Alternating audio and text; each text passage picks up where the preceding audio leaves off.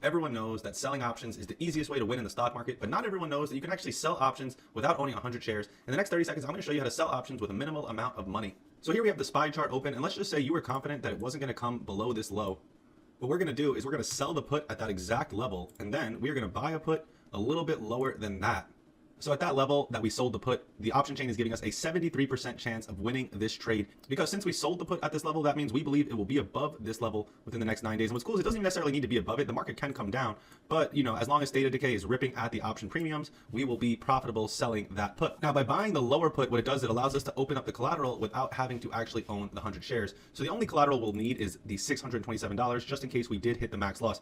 Now, I know you might be thinking, oh, isn't this a negative RR? I'm risking 627 to only make 173. And yes, in the world of option selling, you do kind of play the negative RRs, but you're also putting yourself at a 75 to 80% chance of winning every trade. And of course, if you're a big roller, you could do like 10 contracts, right? So in this case, it would be 1,700 to lose 6,200. But again, keep in mind, it's a 73% chance of winning. If you're taking trades like this, where you're selling puts below lows when the market is trending, relatively up, or doing the opposite, right? Selling calls above highs when the market is trending down, you can realistically do both at both times, at all times, and pretty much win majority of the time. So yes, it is actually worth it to risk 6,200 to make 1,700 because you should win a lot more than 3 out of 5. You should be winning roughly 4 out of 5 trades, give or take, which means the math should work in your favor and you should ultimately always be profitable. Now, of course, there's also times where you can lose and roll positions. There's a lot of ways to make sure that you end up always profitable in the long run, and ultimately selling options is the best way to win, because if you were to buy a call, let's just say you were bullish and you were to buy a call, it wouldn't even matter if it went like this, right, and then went up. You'd probably be losing off decay. So for us, it's the opposite, right? We're getting paid off the decay, because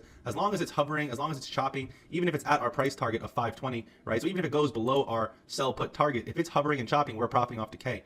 I've been buying tons of calls out of the money, in the money, and they all just end up losing value one way or the other. So if you're selling put credit spreads and you're going, weeks out, months out, chances are those puts are going to start losing value, giving you a chance to open or close for a profit, and ultimately, just keep winning trades without having to deal with decay, without having to deal with the risk of putting up large amounts of capital to sell options. And if you want to get started in the basics of the world of selling options, comment the word strategy. I'll send you my free guide below, which goes over the exact strategy I use to sell options, keeps everything super simple, so you don't have to overcomplicate it. Obviously, stuff like credit spreads is a little more complex, but it's the best way to make good money without having to risk good money. So again, if you want to learn how to sell options, comment the word strategy, and I will send you my free guide right away.